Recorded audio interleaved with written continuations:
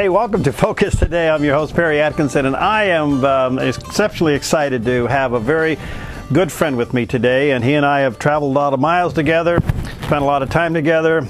We've shot a lot of guns together, and we have visioned together.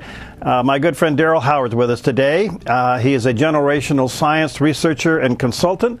He's been involved in the development of a lot of movies that have been very successful through Grizzly Adam Productions. And today he's here to talk to us about generational science, and in particular, how trends in our culture and in the world have a cycle that we need to pay attention to. Darryl, you're looking good, man. How are you? Thanks, I'm doing great. Is it hot in Texas? You know, I looked at the temperature just a minute ago, and it is 72 and sunny. It's absolutely perfect. Okay, well, we could see triple digits up here today. Well, we had that a little while ago, so and we have the humidity down here. Yeah. I mean, in Dallas, it's Sandy's very happy with the humidity. I can do with the air conditioning. Okay, that a boy. Hey, nice to see you, friend. First of all, for those who don't understand what generational science is, because you have tracked boomers, Generation X, millennials. Now you're starting to take a look at the new generation coming on called the Homeland generation. What are these? What are these? Well, over the course of history, you see these types of generations emerge, and they all have similar archetypes. In fact, you mentioned earlier about the Bible. The research actually goes way back, and if you look at the Bible through a generational lens, you will see generational archetypes. The baby boomers, who are the prophet idealist archetype. They implement their values during their time. The Generation X, the lost generation, back in the late 1800s, they were referred to as the lost generation. Today, the Generation X is born between, say, 1962 and 1982. Boomers would be born from 1943 to about 1961. According to the research that I use, different people use different timelines. The millennial generation, which is now coming into their 20s and 30s, they were born between 1982 and about 2005, probably about 2 years back of the crash. And I would say they are a very team-oriented. They're special, they're confident, they're very optimistic about the future. And this is very similar to the GI generation. And there was an uncanny synergy between my mother, who was a GI generation, and my daughter, who was a millennial, same archetype. And so now we come, we're going to have more of a silent type generation, born probably starting in 2005. They'll be called, I've heard them called, the Homeland generation. And it's very interesting. The silent generation grew up during the Depression. And their objective was to keep their head down and not be noticed. And I thought recently about the Edward Snowden affair and everything that's going online, and we all seem to be tracked. And this generation may actually say, you know, we just want to keep our head down like the silent generation did. So the other thing that happens is there's an interlocking. A lot of businesses notice millennials. They're all targeting a different demographic group. Right. But the one thing that they forget is that there's an interlockingness to these generation and what we call the fourth turning cycles. All right, now that's where I want to go, and I think this whole thing is so fascinating because you have, by the way, those who are watching and listening, Darryl actually has PowerPoint presentations in depth of these various generations, and that information can be used in a lot of ways. I look at it from several perspectives. One, the content that we develop here at theDove, both radio and television?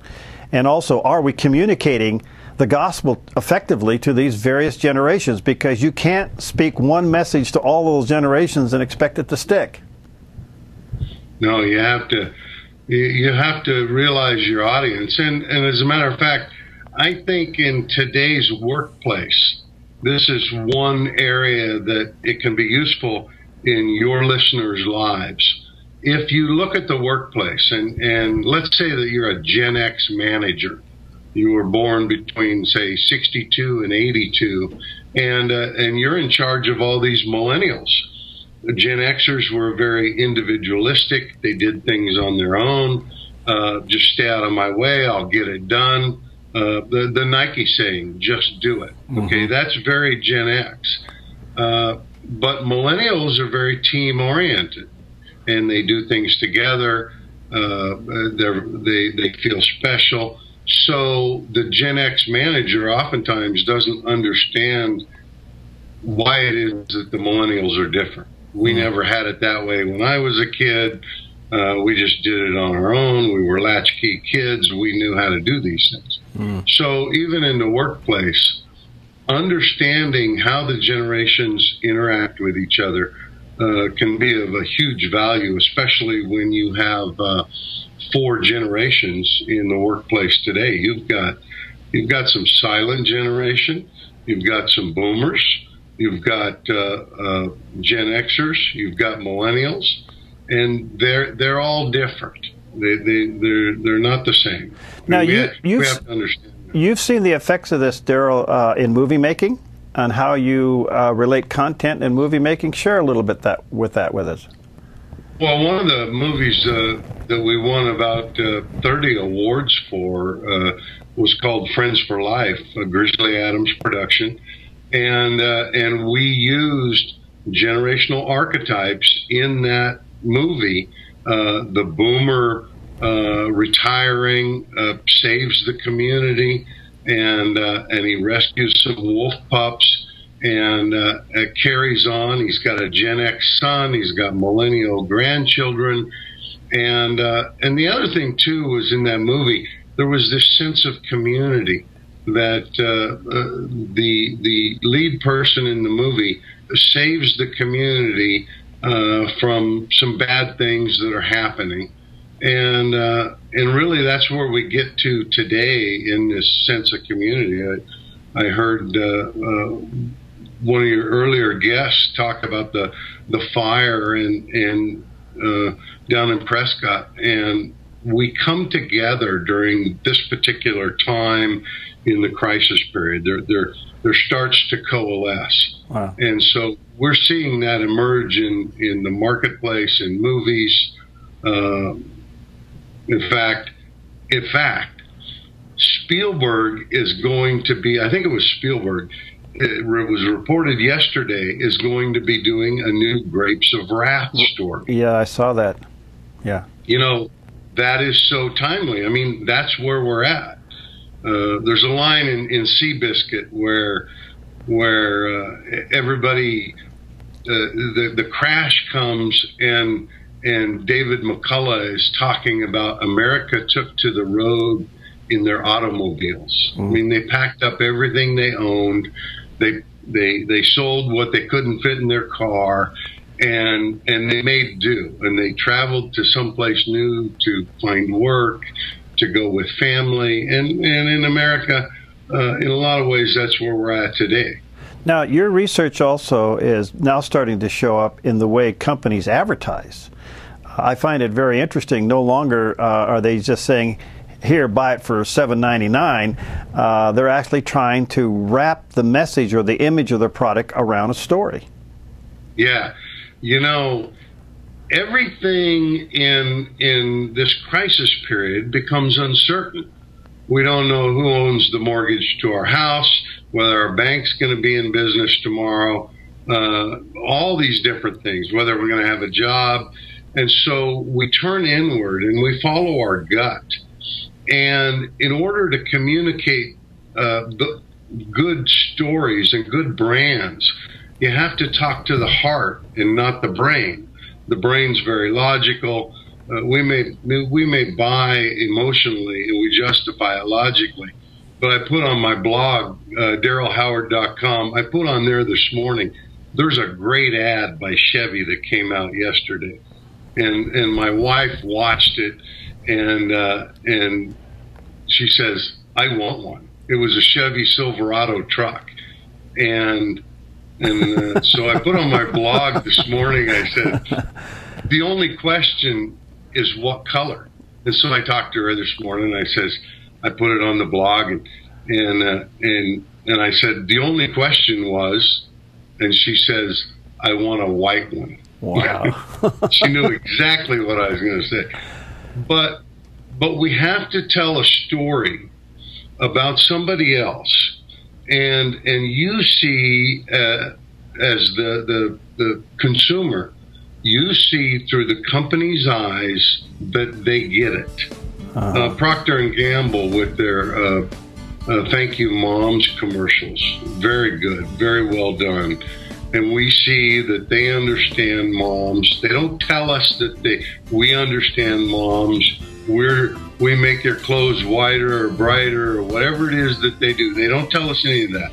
They just say, we get it. Oh. And that's how you All right, let me take a quick break. Darryl Howard's with us today. DarrylHoward.com. You may want to check out his blog. A lot of this information we're sharing is right there on his blog, and he's a great resource for you, research and consultant. And we want to get into the fourth turning. What is that? Well, Darryl will explain it to us when we come back. Hi, I'm Paulina, and I work at theDove TV. Did you know that when you support theDove TV, you have a profound impact, not only in our community, but around the world? It's your continued support that takes the inspiration and hope in the programs we produce and makes them available to the thousands of people who are watching these videos online every week. Help bring encouragement and hope to our valley and beyond by making a secure online donation today at our website, thedove.us.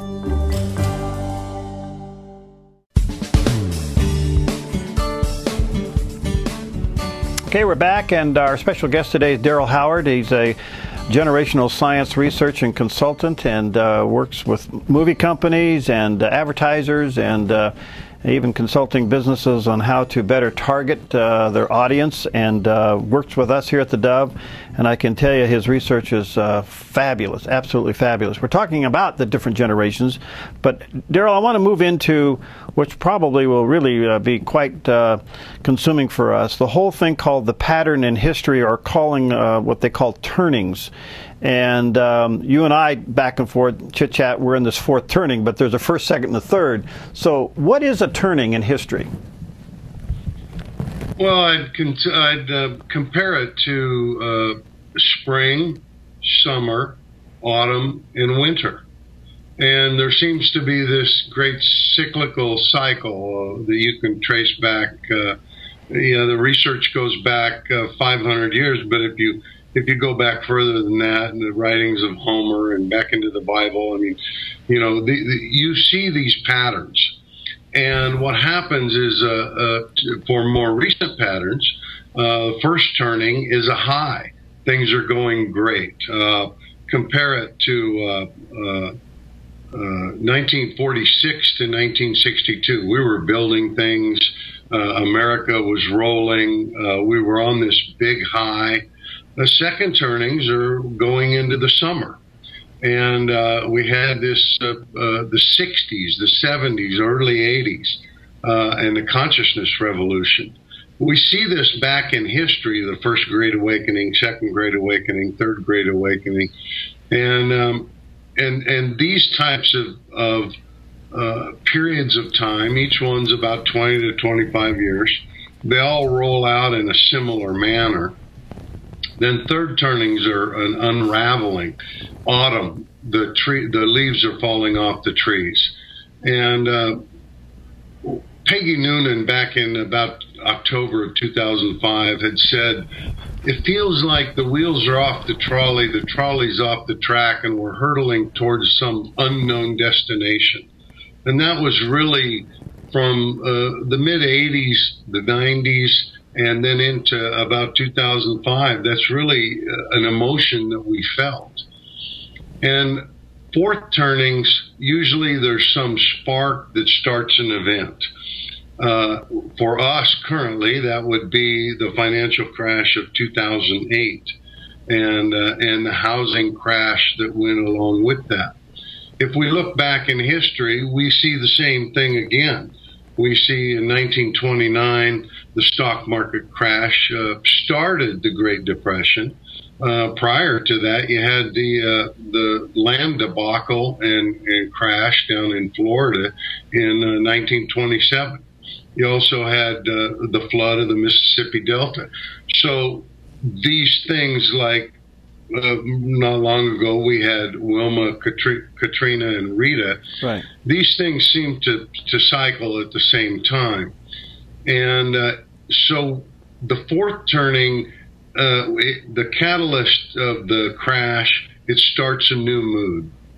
And on my blog, I lay out the anatomy of a crisis, because all 6 crisis periods in the last 500 years have unfolded in the same manner. We have a catalyst that starts it, and then we start throwing things at it to try and fix it. In the headlines, you see healthcare, you see immigration, you see we're all trying to fix these problems, and nothing seems to stick. You know, we can't fix that one big problem, whatever that big problem is. And in the Great Depression, you saw the National Recovery Act, the CCC camps. I mean, FDR signed every bill that was put in front of him.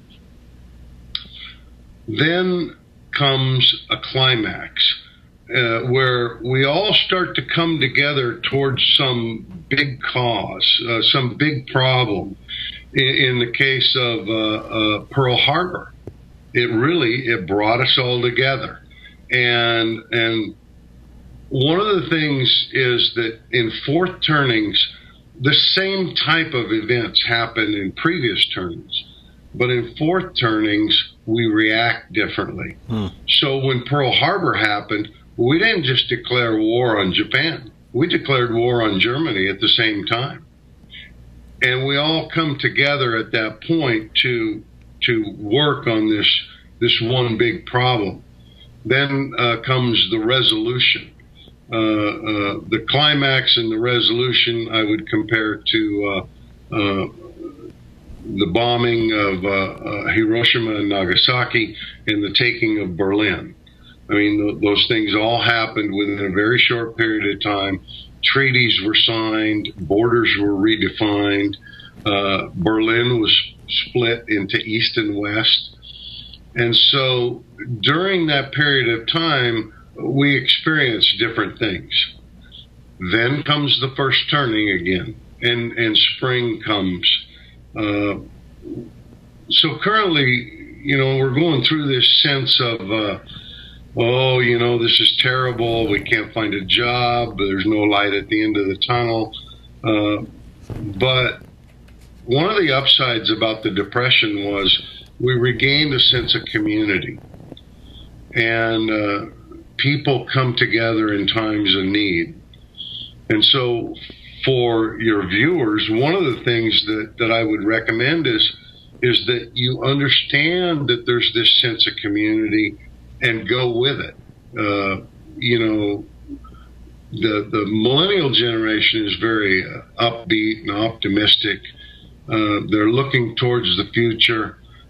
So we work with others. We try and mentor them. I mean, the purpose of my blog was I want to just share the information that I have. If somebody can use it, great. There's no charge for it. We've spent, you know, lots of time and lots of money on research and just put it out there. Let people use it. I mean, these are things that we can do as we have this come together moment in history. We can do for each other. Well, you know, I see, boy, this is fascinating. By the way, on this anatomy of a crisis or a fourth turning, so where are we in kind of your thinking? Because going back and looking at the time periods of first, second, third, and fourth turning, they're about 20 years. Is that about right? Right. Yeah. So if you like, each one's about excuse me, if you likened it back to 08, so we got a ways to go. Yeah. Yeah, this is not a 30-second drive-through at Burger King. Yeah. Okay. People have to understand this is the long view of history. And these things don't happen right away. Right. I mean, you know, if you were in 1936, you would look back and you would say, 7 years ago we had the crash. Today we look back and 5 years ago we had a crash. And there are outside factors. So we're probably, you know, 5 years into the 20 to 25 year cycle. Because where do you place 9/11 in this? Because after 9/11, there was a great sense of community and coming back together. Was that just kind of like an odd thing in a third turning? Because you know, I think there are sparks. There are sparks that try and ignite a fire, and that seemed to be one of those things. You know, if you looked back in history, you would see a similar type of pattern. I would say World War I was 1917, and the crash was in 29, so there was a 12-year span. Right. So there are some patterns like that, but there's sparks that don't catch fire. In this case, it was Ben Bernanke and Paulson going to Congress and saying, if you don't pass this bill before Monday morning, you're not going to have an economy. I mean, these are the types of reactions that we have in that time. So it's a 4-part series. I think we're going into the second part, the regeneracy, and we start to throw things at it to try and make it happen. Try and fix things. Oftentimes they mess it up, but we put up with that because, well, okay, we don't have any better ideas. We're going to try anything that works. You know, the other thing that you're also mentioning here that's so clear is the sense of community, of coming together. And a fourth turning seems to me the golden opportunity for the church to really exercise its benevolence. I mean, this is the real golden opportunity for the church to pull the community together. I mean, really be the church in a community. Well, and it can be too for not only the community, but for certain segments of the community. I mean, Gen Xers, for instance, they don't necessarily have family. They were latchkey kids. They don't have, excuse me, what they'd call biological family. And so we come together, we do things together. Give millennials a purpose. Here's 3 projects that we want to complete. Millennials, you know, give them a start, a finish, a gold star. They can put it on their community service bio.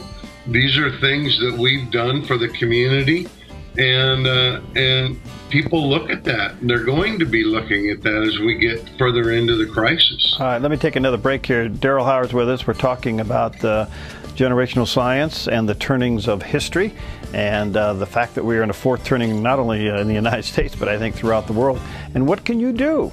What do you do? We'll talk to him about that when we come back.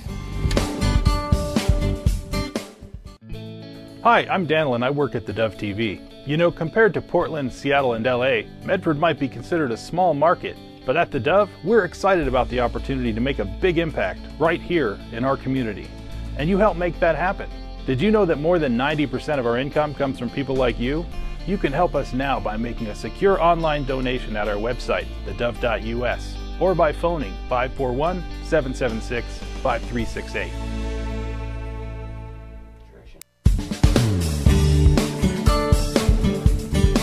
Okay, we're back with Darryl Howard, and he's a generational science research and consultant, and talking about some fascinating information about the cycles of history and how we can take note of some things that's happened in the past and learn from those experiences. And by the way, you may want to check out his blog, darrylhoward.com. Everything we talk about there, he's made available free on his blog, and let me encourage you to use that blog as a resource, because there's some great things there, and he keeps it refreshed with all new materials, so check it out. Darryl, it's been said, when there's a crisis, whether it's an individual crisis or a national crisis, there's usually 3 stages we go through. Shock and awe, number 1. Mm-hmm. Number 2, anger and blame. We spent a lot of time there. In fact, most of us camp there. And then the third one is personal responsibility. Those are the 3 stages we cycle through. So it appears to me as that we're in 4th turning. We went through the shock and awe. We're in this anger and blame stage. It's the Democrats, it's the Republicans, it's this person, it's that person, it's this and that. But right. Now you begin to sense that's so overwhelming. What do I do as an individual to survive through this? I had a person the other day, he's a millennial, and he was discouraged. He had to move back home. There were a whole series of things that had happened, and when I explained it to him, and I told him spring will follow winter, and he understood the anatomy of a crisis and the bullet points and how it lays out, he went, oh, okay. I'm okay with living at home for a bit. In 2005, we predicted Grandma would sleep on the couch. I mean, these things happen, and all of a sudden, he took a deep breath, and he said, it really gave me great comfort knowing that, okay, these things have happened before. We get through it. This is not the end all of everything I've been trying to do. And he became very positive again about it. Wow. So, there are some things that we can do. You get to know your neighbors. You get to involved in your organizations your community. You get involved in your church. You get closer to your non-biological family. In a crisis, we depend on each other, because the government's not going to be there to help us, okay? And we have to do for each other. We've seen this in many crises. Here in Texas, we've had a whole bunch of tornadoes. People came out of the woodwork to help. And so use your expertise to help others. Millennials are sharing tips about, how they should do things, and they're very team oriented, so they share how do I find a good product X, Y, and Z. The other thing is be flexible. You may take a job, an executive may take a job selling pizzas and delivering pizzas.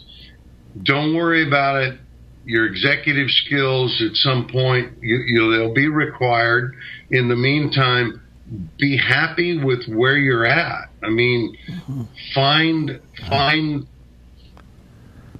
solace in other areas. Don't worry. I mean, find solace in your church, comfort in the Word. Be liquid. This crisis is not over. Okay, a lot of people think, well, we had the crash, the this, the that, the housing bubble. I still expect problems from Europe. Herbert Hoover wrote about the Great Depression. He said it came in waves, and there were really about 5 waves. So that's the way. He said that we had the crash of '29 handled. And then came the crash in Europe, and we just couldn't take it. Mm-hmm. So don't think that we're out of the woods. This is a long view of history. You'll have to do more with less, and that's okay. You may depend on your neighbors for something. Hey, can I borrow this? Can I help you out with that? But don't stress about it.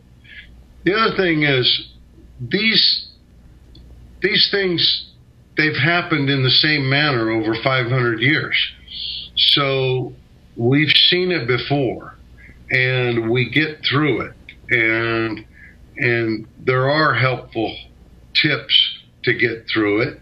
And spring will always follow winter. I mean, we see that, probably more so the further north we get. Down here it's hot all the time. What do you say? What's so interesting about I'm seeing too is people not only becoming more flexible and becoming more relaxed with the fact that they may be taking a lesser job. You do see this sense of community, but one thing is really apparent to me. I've even seen the wealthy begin to simplify and get rid of things. There seems to be a great simplification going on. Would you agree? We want simple. In fact, in the Chevy commercial that I put up on my blog, it's very simple music. And we saw this in Allstate. Allstate did some ads called Back to Basics in 2008, 2009, I think it was. Very simple piano music. Hyundai Assurance, where they said, we're all in this together. Mm-hmm. If you lose your job, bring your car back. No foul on your credit. Bring it back within 12 months. We're all in this together. And so you start to see these simple things, especially in the marketplace. And life is far too complex. We want simple. I mean, that's what we want to see in just give me a simple solution to the problem. All right, I only got a couple of minutes left. Let me ask you this. The country seems, Darryl, to be tremendously divided and polarized. Is that a typical response in a fourth turning, and will that begin to fade? Yeah, when Chuck Sellier, the head of Grizzly Adams, who passed away in 2011, when we first laid this out, there was Strauss and Howe in their book, The Fourth Turning, laid out a possibility of civil war. We discounted it. We said, that'll never happen. I don't think that we've seen the country as divided as we have since blue versus gray, red versus blue. I mean, the last 3 fourth turnings were World War II, the Civil War, and the Revolutionary War. And so now the blues are getting bluer and the reds are getting redder. Mm-hmm. And we see this pulling apart. I think at some point, either A, we come completely apart, or B, something so big happens that it brings us all back together. It's kind of like you were talking about 9/11, that there is this central point at which we all gather around and we say, we have to put aside our differences. Yeah, I think that is a virtue in the American spirit and soul. I would expect that to surface sooner or later. Who knows what will cause that? But on the other hand, you go over to Egypt today and look what's happening there. I mean, they've given the president 48 hours to get out of town. That seems to be pretty tough. Yeah, a friend of mine said recently that are some of the events happening similar to an American spring?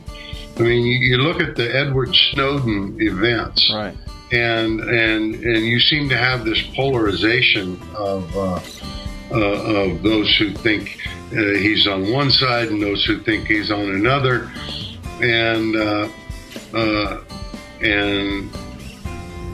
we may be experiencing that spring. Wow. Darryl, thank you, my friend. Let's stay in touch. Darryl Howard, check it out, his blog, darrylhoward.com. Everything we talked about there is there today, and we'll have you back often because I think this is fascinating information and, quite frankly, encouraging. And thanks for the app, Perry. I can watch the Dove anywhere now. I really appreciate that. Okay. God bless you, pal. Best to Sandy, okay? All right. Okay. We'll be right back. Hi, I'm Paula, and I work at theDove TV. Every day we get letters and emails from people who've been encouraged, blessed, and challenged by the programs on theDove TV. But we couldn't do it without you. Did you know that more than 90% of our income comes from people like you? You can help us continue to bring inspiration and hope to our community by making a secure online donation at our website, theDove.us, or call us at 541-776-5368. Well, for about the last week or so, we've been encouraging you to watch a very special series coming up on the Dove TV this weekend, Saturday at 7 and Sunday at 7, Building a Difference. Now, you've seen the program before, but they're doing a special series about the Goodall family. And I'm really honored to have with us today Mick Richards, who's the executive producer and the director, and Chris Simmons, who is the show host about this special two-part series coming up this weekend. Hi, guys. Where are you? Harry, how are you? How you doing? Good, doing good. Nice to have you with us. Hey, I'm so charged about this program, and the story that's unfolding here is just phenomenal. How did you find this family to do this show?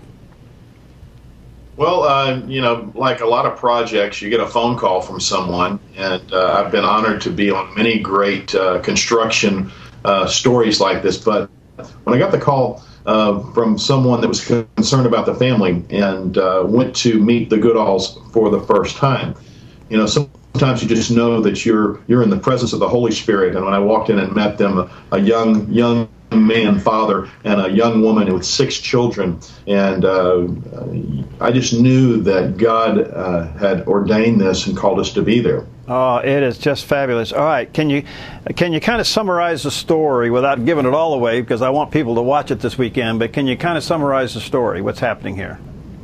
Absolutely. When I met the Goodalls, you know, I heard that Kenny had a terminal affliction, ALS, also known as Lou Gehrig's disease, but he also had a young wife and 6 children. The prognosis for that disease is very short term. Well, Kenny had always planned to build the family house for his young family on the property, but he never got around to it because he simply got sick. We came in and mobilized the building community and the faith community and just people from all over the United States, and they came together and we built a wonderful house for this family, allowing Kenny to leave in peace. But the story didn't end there. The story doesn't end there. We had noticed that Colin, the oldest son, who was 14 at the time, the oldest of the 6 siblings, was feeling weak and tired. And 3 days later, after they came home to their homecoming, we got a phone call telling us that Colin was in the hospital and he was diagnosed with leukemia, which was a total shock to all of us. At the family's request, we immediately went to the hospital and continued to tell their story as it continued to unfold. We stayed close with the family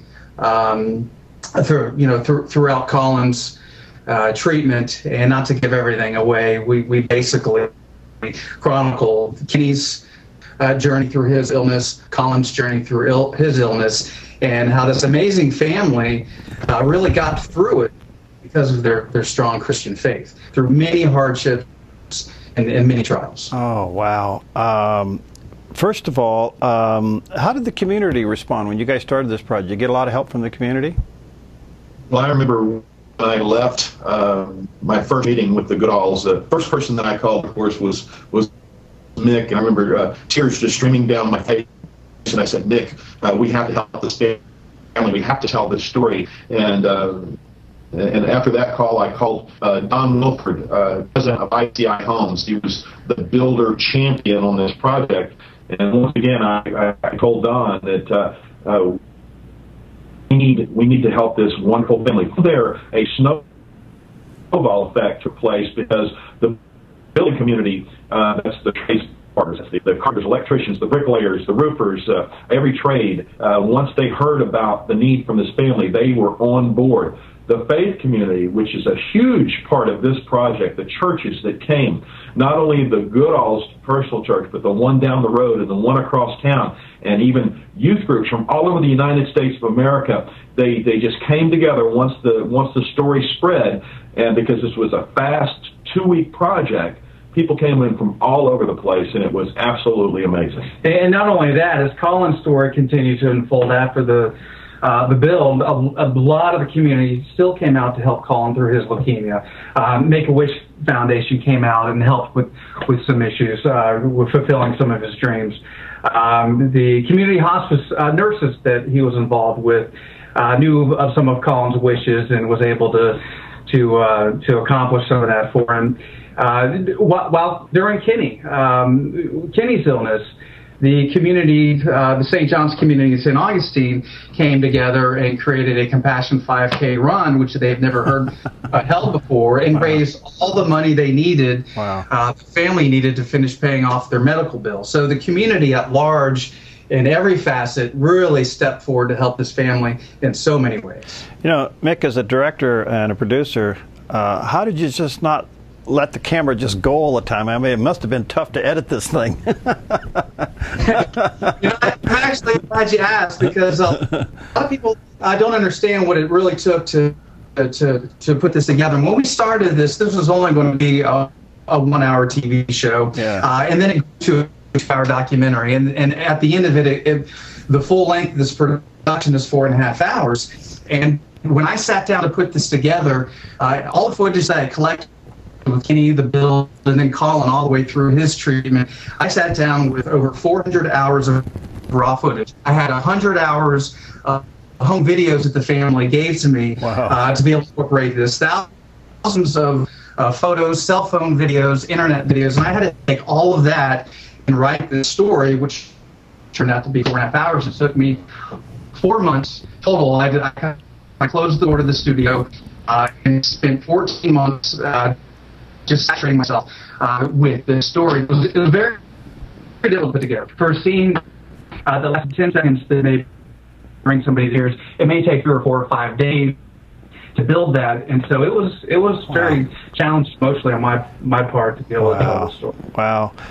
Well, Chris, I know you're building a difference program. It's just powerful when you do this, and we've watched your series. It's just been remarkable how the Lord has used you guys. But how has this particular story changed you in doing your show? Well, one of the things that you realize when you meet the Goodall family, when you see this show, is their incredible faith. And, you know, the Bible promises us we're all going to face trouble and trials, but when you meet this family and you see how they have chosen to go through their troubles with God, because you have a choice, with God or without, right. The Goodalls have a very strong faith, and they're going through the most critical circumstances I could ever imagine. But it caused me to draw close to God and count things of what's really important in life. It's not treasures. It's the loved ones that we have around us. And so, you know, I remember being on the site on this project, and Kenny Goodall in his affliction is ministering to me, sharing Bible verses, and I knew that you know, if this man who could barely speak would take the time to share a verse, this is a message from heaven, so I better take the time to listen to what God is saying. And so I've learned that with the things that we think are important, many times aren't, that we need to just slow down and just listen to the voice of the Lord. And that's what I learned from Kenny Goodall. You know, there's a part of this that's also very realistic, and that is the answer to Kenny's healing is no, at least at the moment that we see. And you handle that so well in this program. That's got to be riveting. Yes, well, you know, Kenny, you know, sometimes when we pray and we ask God for healing, or we ask God for an answer, and seemingly it's no, it's not necessarily what we were praying for. Sometimes he's actually answering yes to another prayer that we may have been praying. And I got to give you this example, is that Kenny, many times on and off camera, had shared with both of us that one of his biggest regrets was that before he had gotten sick in the ALS disease, when he was able, he wished now at this point that he could have shared his faith with more people than he did. But through his illness and through him sharing his story through the series, through the testimony that was going around in the community, he actually shared his faith with more people than I think he could have ever without this disease. And with Colin was a young 14-year-old, very shy.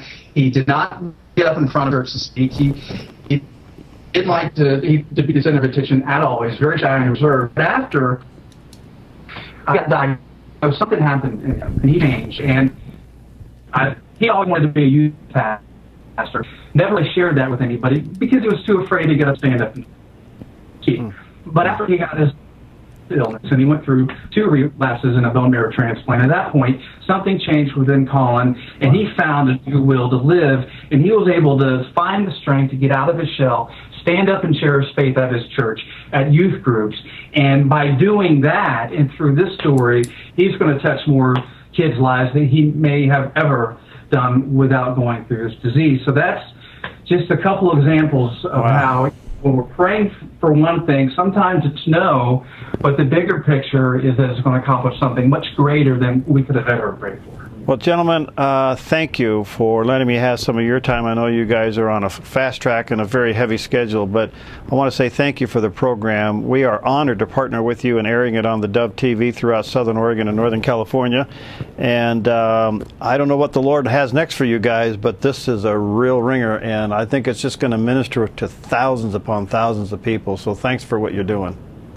Thank you. You're welcome. Very welcome, Perry. Thank you. God bless you. And again, folks, that'll be aired on the Dove TV. Saturday night is episode 1 at 7 o'clock, and then episode 2 Sunday night at 7 o'clock. And you can see that on Charter Channel 18 in Jackson, Josephine County, Charter Channel 89 over in Klamath. And if you're in the Ashland area, it'll be Channel 97, UHF 44. And if none of those work for you, hey, just download the Dove app, and you can watch it right there on your tablet or on your phone, and you can get it there. So check it out. Building a Difference, coming up Saturday night at 7 and Sunday night at 7 o'clock. We'll see you next time on Focus Today. Thanks, guys.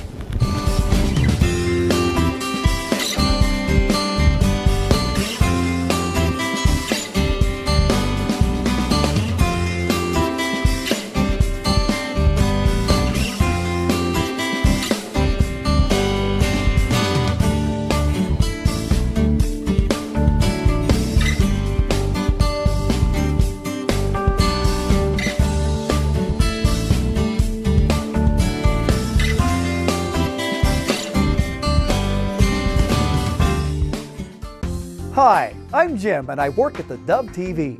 Every weekday between 6 and 8 a.m., our award-winning news and sports team bring you the best morning show around. It's live, it's honest, and it's a whole lot of fun. And you help make it happen. Did you know that more than 90% of our income comes from people like you? You can help us continue to air local programs that share your voice by making a secure online donation at our website, thedove.us.